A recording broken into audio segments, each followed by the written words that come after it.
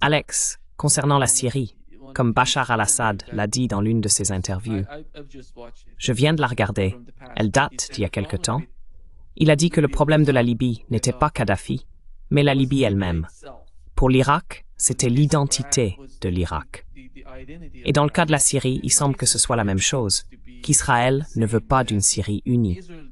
D'un autre côté, il y a ces groupes d'Al-Qaïda et les djihadistes en Syrie, et ils ont une excuse toute trouvée pour aller bombarder la Syrie. Que se passe-t-il quand on regarde la Syrie aujourd'hui et la manière dont les Israéliens attaquent la Syrie? On sait que le gouvernement syrien a tout essayé pour apaiser l'administration Netanyahou, mais malgré tout, ils ne sont pas satisfaits. Quel est ton point de vue sur ce qui se passe là-bas?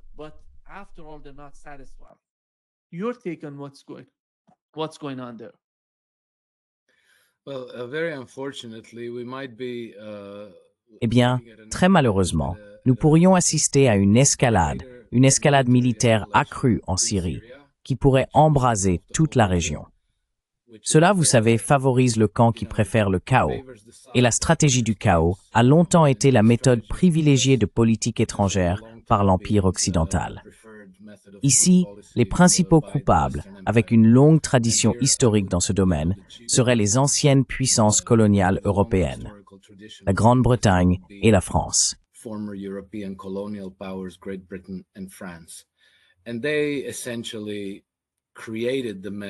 Et ils ont essentiellement créé le chaos qui continue aujourd'hui de couvert et de dégénérer en un conflit plus vaste, à savoir l'accord Sykes-Picot de 1916, qui a tracé des frontières arbitraires à travers le monde arabe, coupant délibérément les territoires tribaux et confessionnels afin de les maintenir divisés, de les monter les uns contre les autres et de les dominer de cette manière. Vous savez, c'est la stratégie classique du diviser pour mieux régner, et il me semble qu'il continue encore aujourd'hui à l'appliquer. Et bien sûr, en 1917, il y a eu la déclaration Balfour et le début de la formation d'Israël, qui là encore vient entièrement de Londres. La préparation avait déjà commencé à la fin du XIXe siècle. Ensuite, il y a eu la déclaration Balfour et en 1948, la création d'Israël.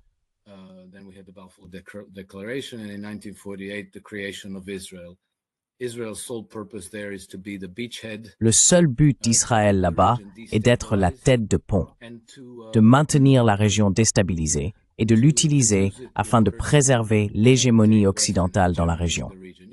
Vous savez, si vous maintenez les partis en guerre en permanence et que vous détenez le monopole du capital financier et du crédit, que vous avez le monopole mondial sur les armes de haute technologie avancée et d'autres types de technologies, pour les communications, pour le forage pétrolier, les pipelines, toutes les technologies nécessaires au développement industriel, à la production d'énergie, au transport, etc.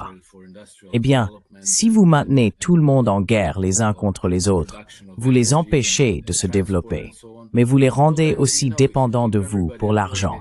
Car une fois que vous partez en guerre, la première chose dont vous avez besoin, c'est du crédit.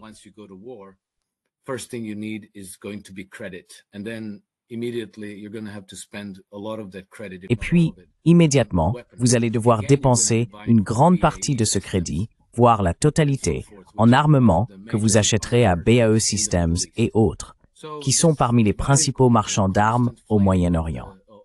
Donc cette stratégie de diviser pour mieux régner, cette agitation constante de la guerre et des escalades, provient, en fin de compte, de Londres et aussi de Paris.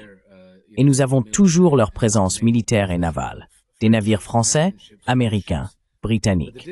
Mais la différence aujourd'hui, c'est que Trump essaie de retirer les États-Unis de cette région. Je sais que cela ne semble pas être le cas, car beaucoup de gens interprètent les actions de Trump de façon tout à fait opposée. Mais plus j'observe les événements et la politique aux États-Unis, plus je suis convaincu que Trump essaie réellement de sortir les États-Unis de ces aventures impériales.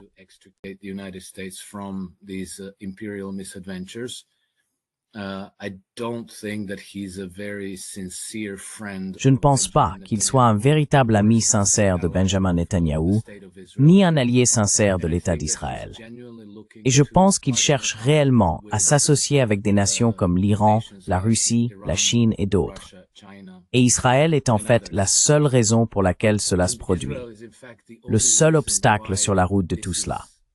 Et c'est un obstacle très coûteux, parce que, vous savez, les États-Unis n'ont pas vraiment grand-chose à gagner en soutenant Israël, mais ils ont énormément à perdre. Vous savez, cela les maintient en guerre. Cela les maintient constamment à risque d'être entraînés dans un bourbier, en particulier contre l'Iran. Et ce serait un bourbier que les États-Unis n'ont aucune chance de gagner.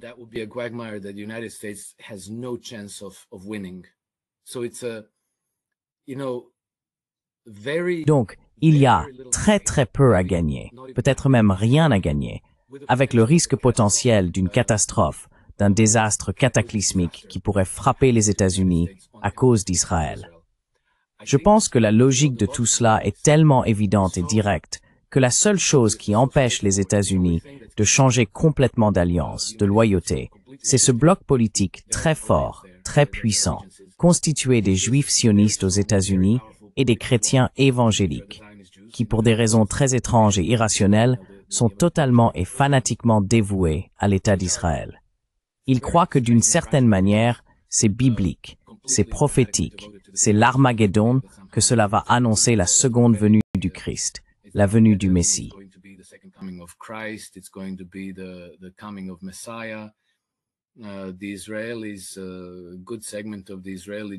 Les Israéliens, une bonne partie des Juifs israéliens, qui sont, disons, suffisamment religieux pour même envisager ces choses, pensent qu'il va y avoir une grande bataille d'Armageddon et que ce n'est qu'après qu'Israël aura été pratiquement détruit et puni par pratiquement le monde entier qu'aura lieu la venue du Messie qui leur a été promise depuis les temps bibliques. Donc vous savez ce que les gens pensent et ce en quoi ils croient. Nous plongeons dans des choses extrêmement étranges. Mais lorsque l'on réduit l'analyse aux seuls avantages et inconvénients, aux gains et aux pertes que les États-Unis peuvent obtenir selon différentes manières de se rapporter à Israël, à l'Iran, à la Syrie, à la Turquie, à l'Arabie saoudite, et ainsi de suite, Israël représente un problème majeur pour les États-Unis. Et je doute fort que cela ne soit pas manifestement évident pour Donald Trump.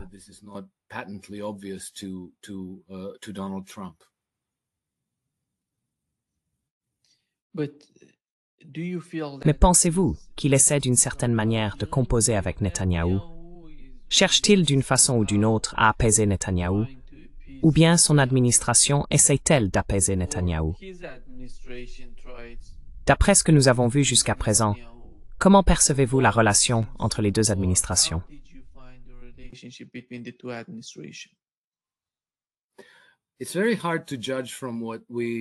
Il est très difficile de juger avec ce que nous savons. Mais je constate que la relation n'est pas, il me semble pas qu'elle soit amicale du côté de Trump. Elle ne semble pas amicale non plus du côté de Netanyahou. Netanyahou est désespéré. Il a absolument besoin du soutien américain. Car sans ce soutien, cela signifierait la fin d'Israël très rapidement, n'est-ce pas? Il a donc désespérément besoin du soutien américain et il manœuvre pour s'assurer de ne pas le perdre.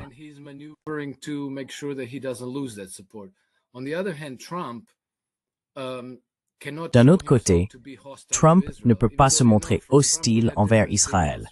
Même si, vous savez, de la part de Trump, nous avons reçu des signaux différents. Rappelez-vous quand Jeffrey Sachs, il y a quelques mois, a publié une vidéo sur X où il disait que Benjamin Netanyahou est un fils de pute sombre et profond. Et ensuite, Trump a repartagé cela dans l'un de ses posts. Et nous avons vu que lorsque Trump a fait une tournée au Moyen-Orient, il a évité Israël. Il n'y est pas allé. Il a également exprimé de vives critiques envers Israël pour leur bombardement de l'Iran, ce qui est assez unique dans la vie politique américaine. Car normalement, tout le monde a le réflexe automatique. Quoi que fasse Israël, Israël a le droit de se défendre. C'est la seule chose que vous entendrez jamais.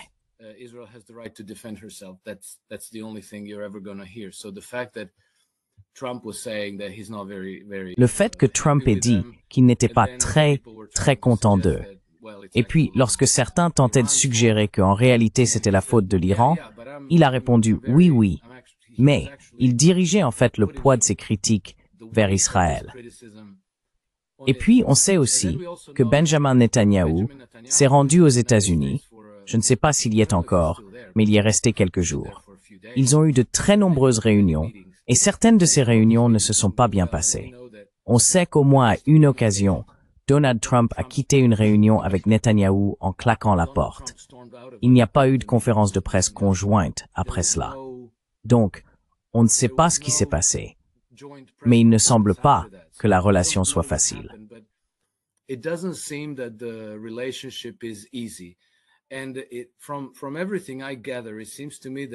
D'après tout ce que j'ai compris, il me semble que Trump est très sérieux quant à l'idée de faire en sorte que l'Iran et Israël se calment et cessent de s'attaquer mutuellement.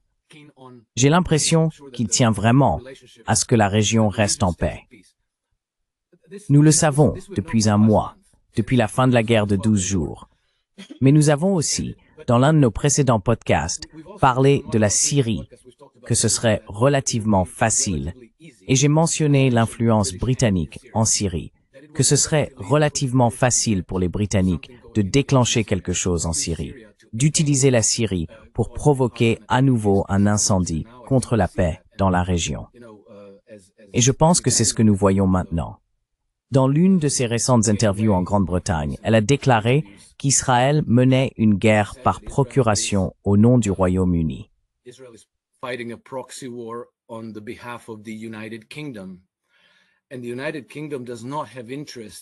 le Royaume-Uni n'a aucun intérêt à ce qu'il y ait la paix dans la région. Leur intérêt est de maintenir la région déstabilisée et à terme de provoquer un changement de régime en Iran. Trump a dit explicitement qu'il ne cherchait pas à opérer un changement de régime en Iran. Les Britanniques, eux, disent qu'ils veulent un changement de régime en Iran. Nous avons vu cette semaine une déclaration de Lord, comment s'appelle-t-il déjà?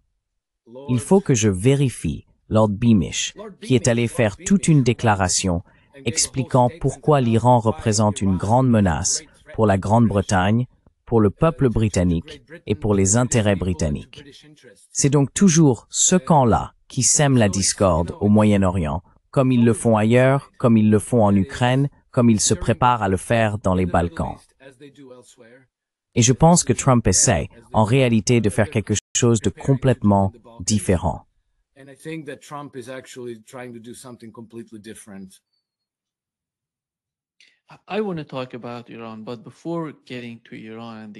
Je veux parler de l'Iran, mais avant d'aborder l'Iran et son cas, nous avons un pays qui, à mon avis, est très important, mais dont on entend peu parler.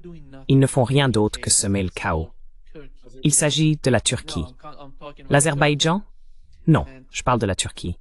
Ils sont en Syrie, ils essayent de faire quelque chose dans le nord du Liban, et pensez-vous, car beaucoup de gens soutiennent qu'Erdogan poursuit en quelque sorte un nouvel empire, un empire ottoman, et tout cela.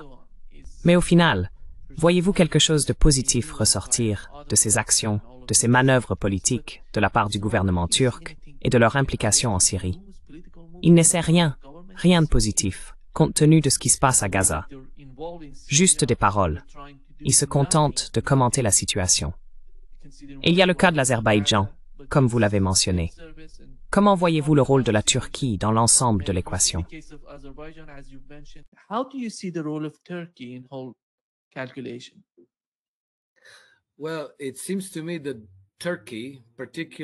Eh bien, il me semble que la Turquie, en particulier Erdogan, l'État profond turc et l'appareil de renseignement s'alignent sur la politique étrangère britannique, contribuant à la déstabilisation de la région.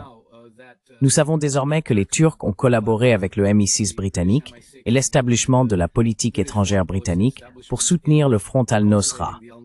Ensemble, ils ont créé la milice HTS et ils ont soutenu Abu Mohammad al-Julani, al-Shibani et tout un groupe de ces djihadistes.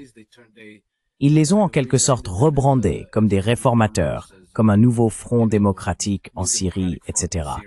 Et ils les ont présentés au monde sous cet angle. Nous savons que les Turcs gèrent le HTS du point de vue stratégique et militaire, mais que l'aspect relations publiques est pris en charge par les Britanniques.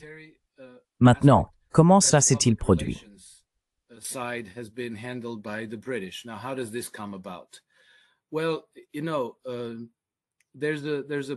Eh bien, vous savez, il y a une partie de la classe politique en Turquie qui voit dans tout cela une opportunité de rétablir une forme d'empire ottoman.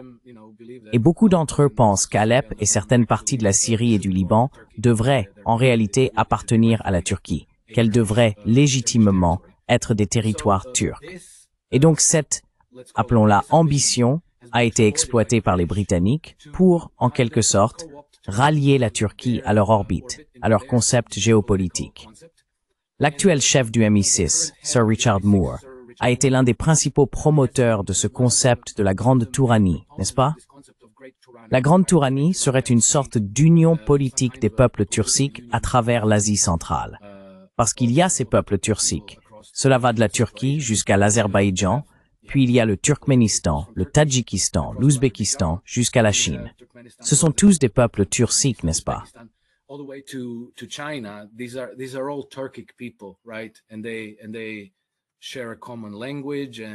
Et ils partagent une langue commune, une culture commune, et ainsi de suite. Donc pour Erdogan, en tant qu'héritage politique, il serait séduisant d'émerger comme le grand unificateur des peuples turciques et de créer cela. Si cette entité s'étend sur la majeure partie du continent eurasien, c'est une position extrêmement puissante. Car c'est là que l'initiative chinoise, la ceinture et la route, a de nombreuses routes de transport qui sont extrêmement importantes pour les plans stratégiques de la Chine et pour les Russes. Le corridor international de transport nord-sud, qui va de l'océan Indien jusqu'à la mer Baltique, traverserait également cette grande Touranie. C'est donc un excellent moyen pour les Britanniques, pour l'Empire occidental, de faire dérailler la Chine, la Russie et les BRICS. Toute l'approche des BRICS en matière de développement international.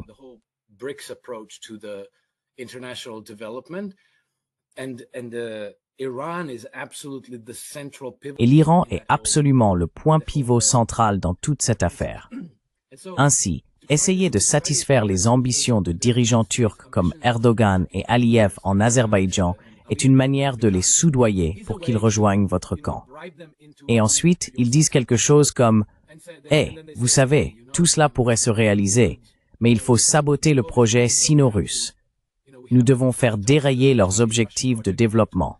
Puis nous créerons cette grande Touranie et vous deviendrez les grands sultans et dirigeants de ce vaste empire, une entité politique très riche. » Et cela, c'est très typiquement britannique. Ils font toujours des promesses et essaient toujours de séduire leurs proxys en leur offrant quelque chose dont ils rêvent secrètement.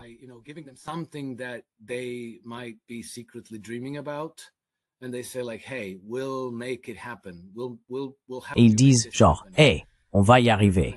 On va t'aider à y arriver. Et tu vas nous aider en changeant le régime en Iran, en affaiblissant la Russie, en soutenant l'Ukraine, en faisant dérayer ce corridor nord-sud, en partitionnant l'Iran, peut-être, tu sais, en séparant Téhéran de la côte caspienne, et ainsi de suite. » Voilà d'où tout cela vient, Nima. Mais tu sais, c'est assez clair, mais j'ai le soupçon que ce n'est pas une carte particulièrement forte à jouer, parce que si c'en était une, ils n'attendraient pas le moment de désespoir absolu pour la sortir. Parce que tu sais, le sabotage de l'intégration eurasiatique, de la Russie et de l'initiative La Ceinture et la Route était censé se produire en imposant une guerre par procuration à la Russie via l'Ukraine.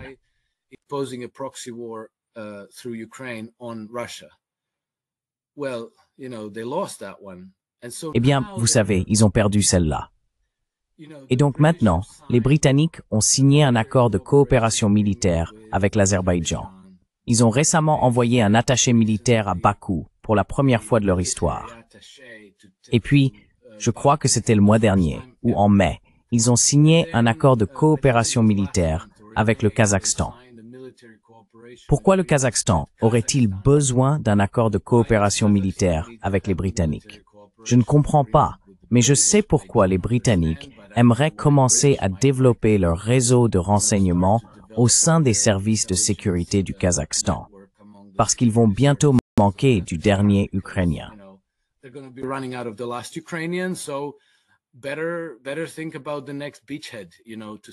Il vaut mieux réfléchir à la prochaine tête de pont pour commencer à imposer la guerre et des efforts de déstabilisation contre la Russie. Bref, c'est de là que cela vient. Ce sont les vestiges du système impérial britannique. Londres tient toujours à perpétuer tout cela. Ainsi, ils activent leur réseau en Turquie, le HTS, vous savez, pour prendre le contrôle de Damas. Vanessa Beeley, qui se trouve maintenant au Liban, mais qui était auparavant correspondante à Damas, a déclaré que chaque hôtel 4 étoiles de Damas est rempli d'agents britanniques, qu'il s'agisse d'ONG, de contractants privés ou carrément de membres du Foreign Office. Les Britanniques pullulent actuellement dans tout Damas.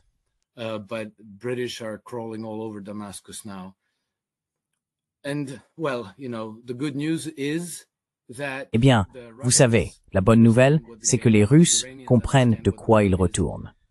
Les Iraniens comprennent de quoi ils retournent. Dans un retournement de situation très étrange, les Iraniens, après le bombardement d'hier de Damas par les Israéliens, ont contacté Al-Jolani et proposé une coopération, ce qui est vraiment intéressant. Encore une fois, cela montre qu'ils comprennent parfaitement de quoi il s'agit et qui est le véritable ennemi. Et les Chinois comprennent aussi le jeu.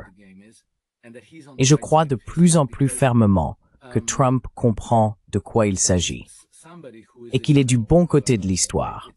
Parce que quelqu'un qui est bien informé, c'était Susan Kokinda du Comité d'action prométhéen qui est très active politiquement, m'a dit que lors d'une récente réunion du cabinet à Washington sur tous ces événements au Moyen-Orient, Trump, à plusieurs reprises pendant la réunion, a tenu à qualifier les ennemis de l'Amérique, Iran, Russie, Chine, de soi-disant ennemis.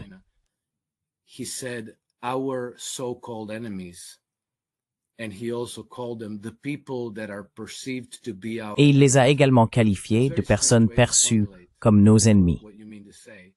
C'est une façon très étrange de formuler ce que l'on veut dire. Mais il est très clair qu'il ne considère pas que l'Iran soit un ennemi des États-Unis, que la Russie soit un ennemi des États-Unis, que la Chine soit un ennemi. Il comprend qui est le véritable ennemi. Et tout cela est une très mauvaise nouvelle pour l'Empire britannique moribond, car il se retrouve désormais face à une constellation très puissante de puissances régionales unies contre lui. Ils savent quel est le jeu, et tout le système britannique repose sur des gens dont le pouvoir est très fragile. Les Émirats arabes unis sont importants en tant que nouveau centre financier du Moyen-Orient.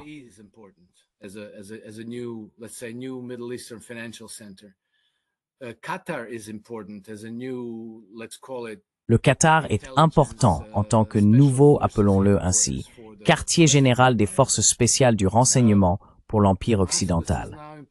Damas est maintenant important. Mais pourquoi? Damas est dirigé par un étranger imposé par les Turcs et les Britanniques. Cela n'ira pas très loin. Israël est important, mais Israël est à l'agonie. Et puis il y a un gouvernement au Liban qui n'a pas vraiment le soutien du peuple, tandis que le Hezbollah est toujours fort, refuse de se désarmer et bénéficie du soutien populaire. Donc je pense que tout ce que ce petit groupe à Londres fait, avec les familles dirigeantes des Émirats arabes unis et du Qatar, l'État profond turc et ses djihadistes à Damas, je ne pense pas que cela soit réellement viable à long terme, et je pense qu'ils échoueront finalement.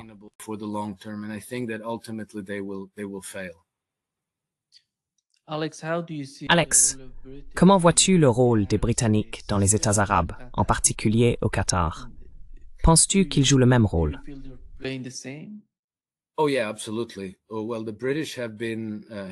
Oui, absolument.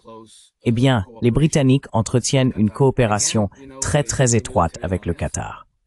Encore une fois, il s'agit d'une alliance militaire.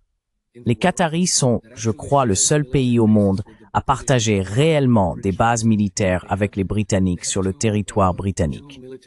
Ils disposent de 2 bases militaires en Angleterre où ils forment leurs pilotes. Ainsi, les pilotes militaires qataris sont formés au Royaume-Uni et il existe une coopération en matière de renseignement très étroite entre les agences de renseignement qataris et britanniques. et ils coordonnent ensemble leur politique étrangère. Rappelons-nous que lorsque l'attaque du 7 octobre 2023 en Israël a eu lieu, elle a été en quelque sorte coordonnée avec la direction du Hamas, qui est également choyée dans le luxe au Qatar, n'est-ce pas?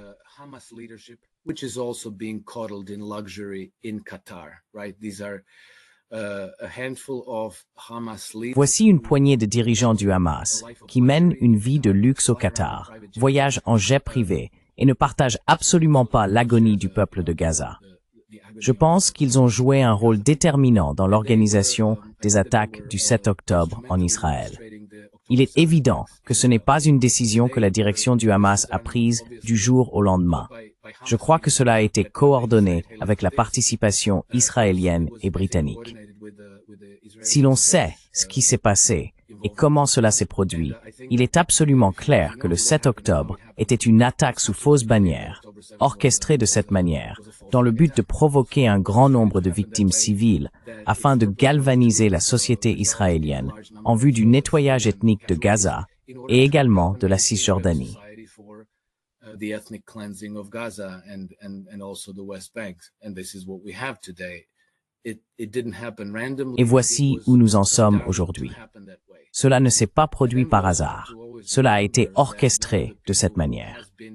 Et il faut aussi toujours se rappeler qu'une des personnes qui a été profondément impliquée dans tout ce qui concerne le Moyen-Orient, car l'impératif britannique n'est pas seulement de défendre leur hégémonie dans la région, mais de la ramener au niveau qu'ils avaient à l'époque coloniale, au XIXe siècle. Avant la Première Guerre mondiale, l'un des éléments clés de tout cela a été Tony Blair, agissant dans l'ombre.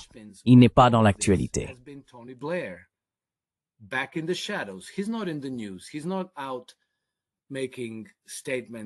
Il ne fait pas de déclaration sur Al-Jolani ou sur l'Iran, mais on voit bien qu'il est impliqué. Et son ancien chef de cabinet, Jonathan Powell, est profondément impliqué dans le réseautage avec les groupes djihadistes qui ont désormais pris le contrôle de la Syrie et aussi dans leur rebranding afin qu'ils paraissent très raisonnables aux yeux du public occidental. Si vous allez à la réunion de Davos cette année, en 2025, Tony Blair a en fait interviewé Faisal Mekdad, l'actuel ministre des Affaires étrangères de la Syrie. Il l'a interviewé à Davos lors du Forum économique mondial. He interviewed him in Davos at the World Economic Forum, and Al-Shibani gave all these. Et Al-Shabani a donné toutes ces réponses qui vous faisaient penser « Oh, voilà un jeune homme vraiment bien », des réponses tellement raisonnables. Je veux dire, ils veulent la démocratie. Ils veulent donner du pouvoir aux femmes. Je vous jure que cela faisait partie de la discussion. Ils veulent la liberté et la prospérité pour le peuple syrien, ainsi que la paix et la stabilité dans la région. Franchement, qui ne voudrait pas inviter ce type chez soi et le présenter à ses filles, non? Merveilleux, tout simplement merveilleux.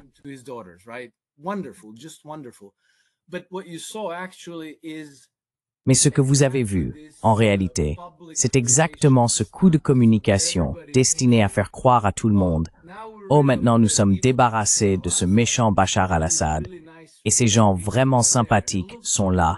Et regardez, Tony Blair l'interview, et on peut tous voir à quel point il est vraiment gentil.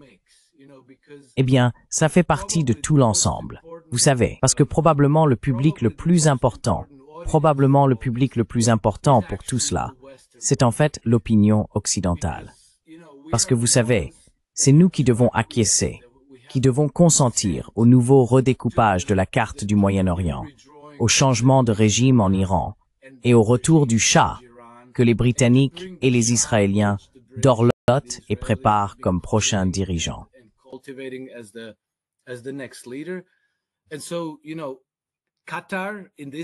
Donc vous savez, le Qatar dans toute cette équation, c'est l'élément important, comment dire, un peu comme le centre du renseignement, de la diplomatie, des forces spéciales pour la région. Mais vous savez, le problème c'est que le Qatar c'est un petit rien. Il peut être rayé de la carte facilement. Et ils sont un terrible irritant pour les Iraniens. Et ils sont aussi un terrible irritant pour les Saoudiens eux-mêmes. Les Saoudiens détestent les Qataris. Et vous savez, ils n'agissent pas pour l'instant, mais il suffirait que les circonstances dans la région changent. Et vous savez que Mohammed Ben Salman et la direction iranienne disent « Bon, on va régler ça ». Et alors, il n'y a plus de Qatar, très facilement. Vous savez, qui va les défendre? Personne ne pourra les défendre.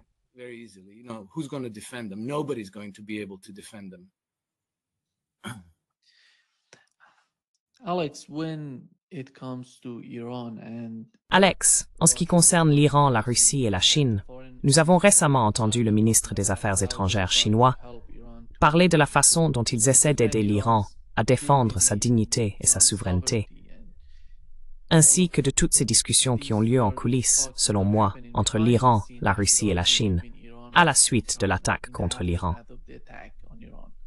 Je pense qu'il se passe beaucoup de choses en coulisses dont nous ne sommes pas conscients concernant le système de défense iranien.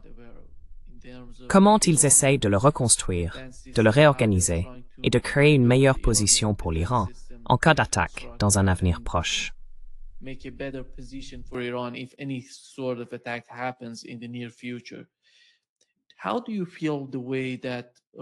Que pensez-vous du comportement de la Russie et de la Chine après l'attaque contre l'Iran? D'un autre côté, nous avons eu des sources israéliennes. Je ne sais pas si vous avez vu l'article dans Axios, qui affirme qu'en coulisses, Poutine essaie de convaincre les Iraniens d'accepter un enrichissement à zéro. Les Iraniens ne sont pas satisfaits du soutien qu'ils ont reçu de la Russie pendant la guerre avec Israël.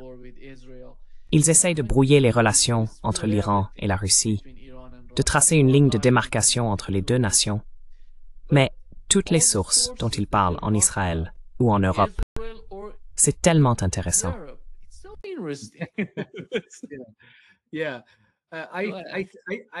Oui. Tu sais, Nima, je soupçonne que tout cela n'est que des opérations psychologiques, parce qu'ils sont désespérés de saboter les relations entre la Russie et l'Iran. Et ils sont aussi très désespérés de saboter les relations entre la Russie et les États-Unis, parce qu'ils veulent isoler tout le monde et que tout le monde ne parle qu'avec eux. Mais nous savons que, je crois que c'était juste hier ou avant-hier, Anthony Blinken, de toutes les personnes, a accordé une interview à l'une de tes compatriotes. Comment s'appelle-t-elle? Christiane Amanpour. Christiane Amanpour, Christiane Amanpour, la vaillante journaliste de CNN.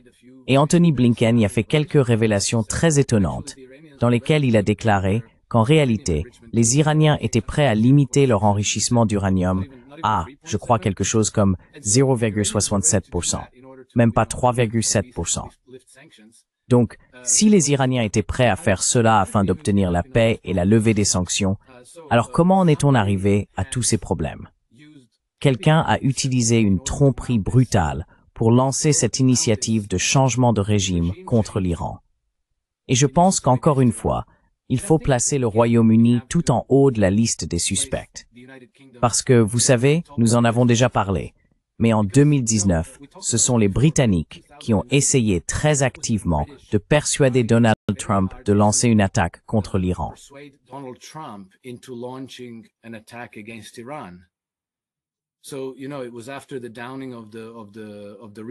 Donc vous savez, c'était après l'abattage du Reaper, je crois, ou de l'un de ces gros drones que les Américains font voler au-dessus du détroit d'Ormuz. Les Iraniens l'ont abattu. Et puis, il y a eu ce grand effort de lobbying pour essayer de persuader Trump de lancer, en gros, une guerre contre l'Iran. Et il a dit non. Ensuite, il y a eu cet échange hystérique de messages entre l'ambassade britannique et le Foreign Office, blâmant Trump, le critiquant, l'insultant, parce qu'il refusait de déclencher une guerre contre l'Iran. Mais ce sont les Britanniques qui voulaient que cette guerre ait lieu, et qui ont monté tout ce front diplomatique contre Trump pour le convaincre de le faire.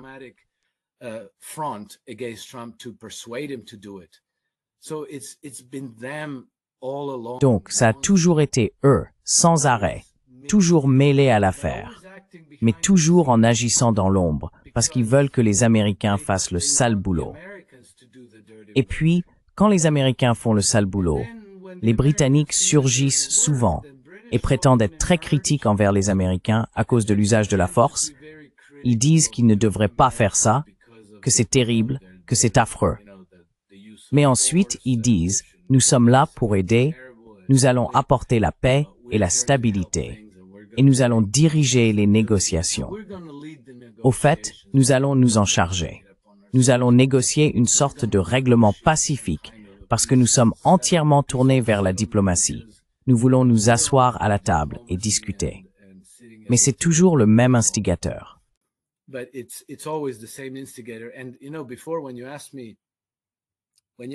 Et, vous savez, tout à l'heure, lorsque vous m'avez posé la question sur leur coopération avec le Qatar, parce que le Qatar, grâce à sa relation avec les Britanniques, a été l'un des, sinon le principal, financeur de tous ces groupes djihadistes, comme Al-Qaïda, Al-Nosra, Khorasan, et tous ces groupes dissidents qui ont émergé au Moyen-Orient, ces fanatiques djihadistes violents et extrémistes.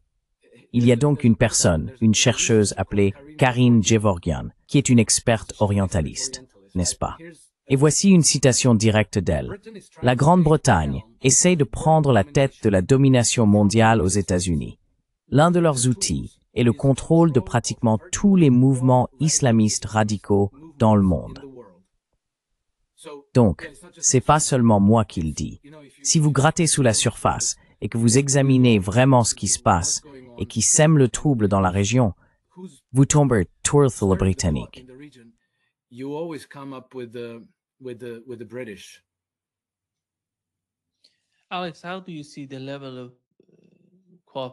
Alex, comment voyez-vous le niveau de coopération entre l'Iran, la Russie et la Chine à la suite de deux attaques?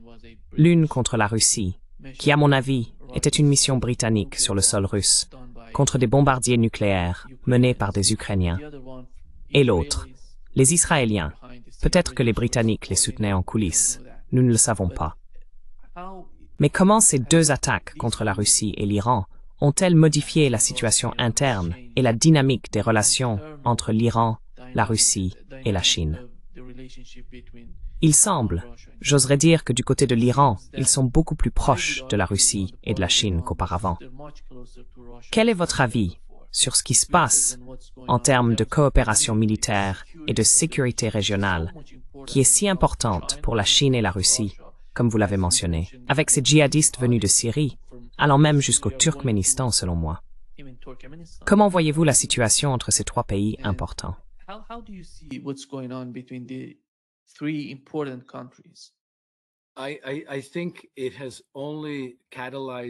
Je pense que cela n'a fait que catalyser une coopération plus étroite et une alliance renforcée entre les trois, car ils dépendent fortement les uns des autres.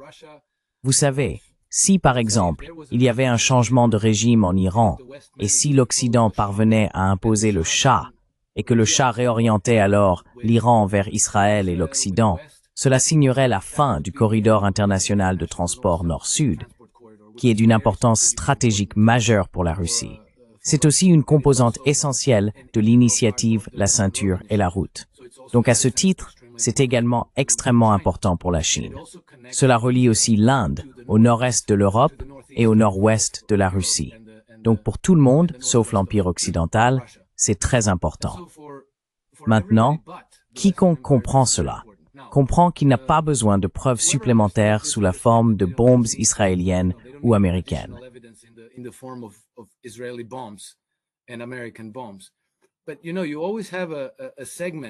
Mais il y a toujours un segment, une partie de la classe politique, qui aimerait tout de même réaligner la nation avec l'Occident, parce qu'ils voudraient envoyer leurs enfants à Oxford et Harvard, et qu'ils ont peut-être des comptes bancaires en Occident, et qu'ils aimeraient acheter une maison à Londres, ou en possèdent déjà une, ou qu'ils sont d'une manière ou d'une autre liés à l'OMP. Et ils peuvent toujours argumenter que si nous nous alignons sur l'Occident, alors ils lèveront les sanctions, nous pourrons développer notre économie, nous pourrons vivre en paix et blablabla. Et puis, quand ces bombes tombent, on comprend que faire des avances amicales à l'Occident est très naïf. Ils vous poignarderont dans le dos quoi qu'il arrive, même si vous leur accordez toutes les concessions.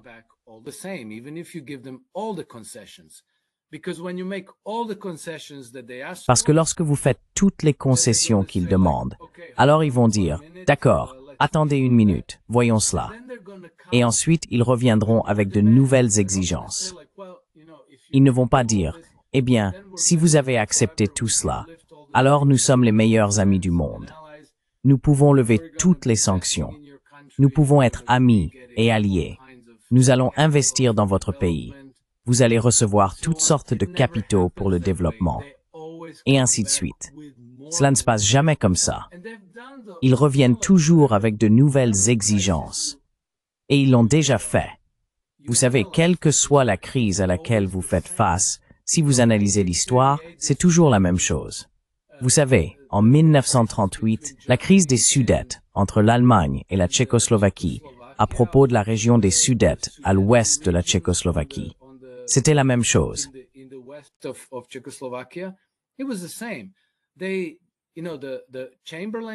Vous savez, le gouvernement Chamberlain a poussé Hitler à formuler toutes ces exigences extrêmes envers le gouvernement d'Edvard Beneš à Prague. Ensuite, ils ont fait pression sur Beneš à Prague pour qu'il cède sur tous les points. Et puis il dit, d'accord, nous ne voulons pas la guerre, nous cédons sur tout. Ensuite, ils vont voir Hitler et lui disent, nous avons obtenu toutes les concessions, mais n'acceptez pas. Demandez-leur ceci, cela et encore cela. Et puis, ils ajoutent des exigences dont ils savent qu'elles sont inacceptables pour l'autre camp. Parce que, une fois que vous les avez affaiblis au maximum, vous voulez encore un changement de régime. Vous voulez toujours aller à la guerre.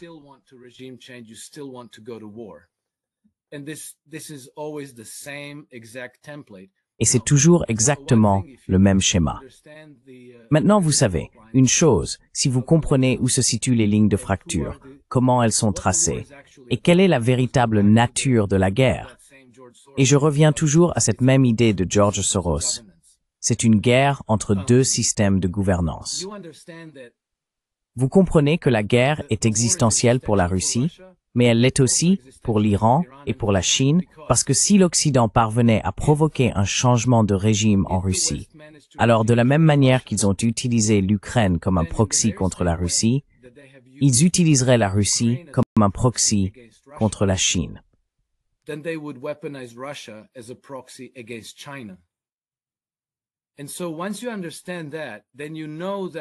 Une fois que vous comprenez cela, vous savez alors que leur soutien mutuel n'est pas transactionnel, qu'il est impossible de soudoyer les Chinois pour qu'ils cessent de soutenir la Russie, et qu'il est tout aussi impossible de soudoyer les Russes pour qu'ils cessent de soutenir l'Iran et la Chine.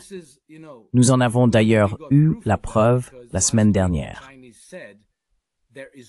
Lorsque les Chinois ont déclaré qu'il n'y avait aucune chance qu'ils cessent de soutenir la Russie dans son effort en Ukraine. Et voici la raison.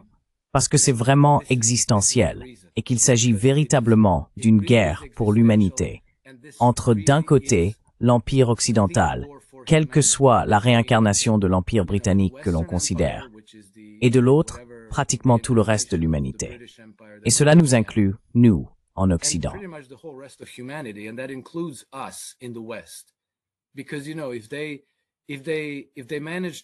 Parce que vous savez, si jamais ils parviennent à atteindre leur objectif de domination mondiale, disons qu'ils éliminent tous leurs rivaux, qu'ils renversent le régime en Russie, en Iran, en Chine, eh bien leur prochaine cible, ce serait nous. Et ils nous ont déjà dit ce qu'ils pensent. Ils pensent que nous devrions être des animaux piratables, que nous devrions être leurs fourmis ouvrières. La guerre contre les agriculteurs, l'élimination des aliments naturels au profit des grillons, des sauterelles, et ainsi de suite. C'est à ce genre de personnes que nous avons affaire. Et c'est contre eux que la Russie, la Chine et l'Iran s'opposent. Et je crois de plus en plus que Trump s'oppose aussi à eux, qu'il n'est pas, disons, un allié récupéré ou vendu à ce centre de pouvoir, mais qu'il est en réalité leur ennemi. To them.